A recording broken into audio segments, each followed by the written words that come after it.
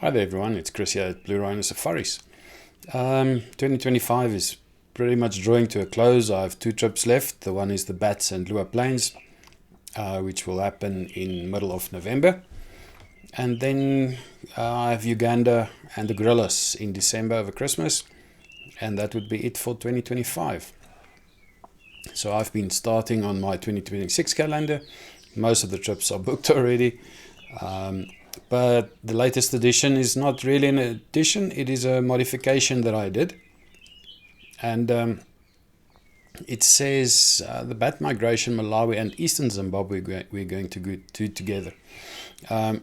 So I started floating this idea with many of my guests because we wanted to do Malawi. But when you're in Malawi, just before the rains, and that's how you choose the date more or less, it's just before the main rains come.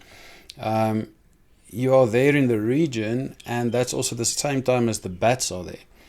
And I said, well, let me do the bats together with the with Malawi, and then when you come back down through Zimbabwe, then rather than going straight through Harare, we can do Nyanga National Park and Chimanimani and even Gonarizu if you want to do that, because we drive right past it. So I started working on a trip to do exactly that. So I'm going to go through the trip with you shortly. But it is on the website. You can have a look at it. The trip is... I initially sent out my feelers, and the trip is pretty much almost full. I probably have one or two spots available if you are interested. So if you want to do this trip, let me know quite urgently so that I can get your name on and make a booking for this tour. So the details on the website. Departure date 26 October 2026. And as I say, the reason for that is it's the end of October, just before the rains come. So we start getting some cloud in, cools down a little bit, but the rains are not quite there yet. So we are aiming to get out of the system just before the first big rains hit the eastern part of Southern Africa. It's a camping trip. The price is 21,900 per person, sharing. And that is for 21 nights. So it's not a bad price at all, considering what you see. Included, of course, as always, is your park fees, all your camping fees, the guide fees. What you have to pay extra is your border crossings, your food and your fuel. And that's basically it. The trip is about 5,000 kilometers long from Kasane back to Beitbridge. And no children on this one, please. And I'm taking about 12 people. 14 people will be the maximum for this trip. So let's have a look at the trip itself. This picture, if you see it, this is when the bats take off from where they sleep at night. It's the most amazing thing to see if you haven't seen the bats. It's at this moment, every year it changes, but at this moment it's about 8 million fruit bats. They're as big as a hadida. And they sleep inside Kasenga National Park for a certain period of the year when they come for a small fruit.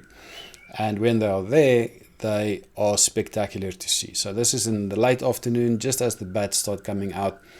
And it's amazing to view them. So really nice to go there and actually see the bats. The itinerary is on the website, but let's go through the map and I'll explain the route to you. So we're going to start the trip in Kasane. Right on the Zambia border. The idea is that we get to the bats as soon as we can. So the first night will be in Kasane. The next day we go through. It is a bad time for Vic Falls. Vic Falls are empty at this time of the year, so it's pointless really to visit it. So we go through the border and we sleep on our way to Lusaka. Next morning early we get up. It's about 2 hours to get to Lusaka. We go into Lusaka for a bit of shopping and have a cup of coffee, and then we travel all the way around until we get up to a staging area, a staging campsite that we use to go up to the bats. Then the next morning it's up into the Kasenga National Park and we do 2 nights with the bats. Now the bats you can view in the afternoon, so that afternoon there will be an opportunity to see them. The next morning at 5 or so they also go out to see the bats when they come back from feeding. And then we are there for the day, just a relaxing day. You can go for a drive if you want to. And that evening you have another opportunity for the bats to see them go. And the next morning another opportunity when the bats come back. So after the 2 nights, we pack up, we head further north, and we go up to Kapisha Hot Spring. Many of you have heard about Kapisha. It's a famous stopping spot. It's where I always stop on the way to Serengeti. Lovely hot spring day, and we take the day off. We get some washing done. If you want to just chill, swim in the hot spring, it costs nothing. It's really nice, and you can just relax for the day at the hot spring. The next morning we head further to the Tanzania border, but we turn short and we head straight over into the Niekerk Plateau. Niekerk Plateau is on top of the mountain overlooking the Rift Valley and Lake Malawi, and it is a national park. So there's some game there. I heard lions when I was there last time. There's signs of elephants, a lot of antelope. They also have a juniper forest, a few things on the plateau, which makes it a really unique spot. It's a very nice place. Last time I was there only for 1 night. Decided you have to go for 2. It really is a nice spot to go to. So it's a mountainous retreat. So if it's a little bit hot in October or November, then we are in the mountains, so it will be a little bit cooler and a very nice time to be there. Once we are done there, we travel down. We go past Mzuzu, where we do some shopping at the ShopRite, and then further down to the lake edge, where we sleep for our first lake edge night, the lakeshore night. Nice restaurant if you want to have some restaurant food, fish, chicken, the normal stuff that you get. Really nice restaurant. We spend a night there, and then we follow the edge of the lake all the way down until we turn around the corner and we go to Cape Maclear. Now Cape Maclear we're going to do for 3 nights, and we are going to be on the Monkey Bay side, and it is really lovely. This is going to be a little holiday inside of the holiday, so you can do boat rides, you can do snorkeling, you can do kayaking, feeding the fish eagles. There's lots of stuff that you can do there. Nice campsite, you can just chill. They have a nice restaurant for breakfasts and dinners, so it's really a holiday in a holiday. Once we're done there, we travel further south to Majete National Park. Majete also recently has been restocked with more game as African parks have taken it over, and they are busy rebuilding Majete. Lovely camp, lovely park right next to the river, so it's really worth going there. We are there for 2 nights. It's not a big park, so it's easy to go through for the game drive on the day and just see all the little roads, but we spent 2 nights at Majete.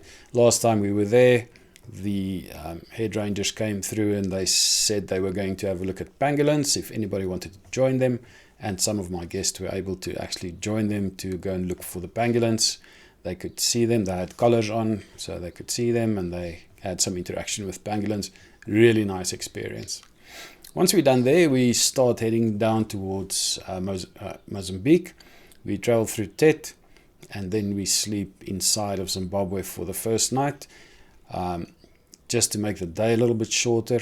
And then we do the eastern side of Zimbabwe, the highlands area. So we go down to Nyanga National Park for 2 nights. We're not going to sleep inside of the park. We're going to sleep outside of the park. A little restaurant available. And then there's so much to do that you can go in for the day and do a few things. And it will depend on you what you want to do. There is the Rhodes Museum that you can visit. There's hiking routes, hiking trails. There's a lot of waterfalls.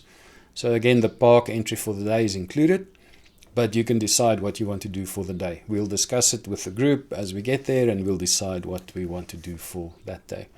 Once we're done there, we go further down past Mutare, Birkenhoff Bridge, and then I have booked or I've allocated 2 nights for the Chimanimani area. Now, Chimanimani, you can do it 1 night if we arrive early and we sleep there and we leave the next morning a little bit later. You can pull a day into the Gonarizu area and pull a day back from on the way out, and you can do 2 nights at Gonarizu as well.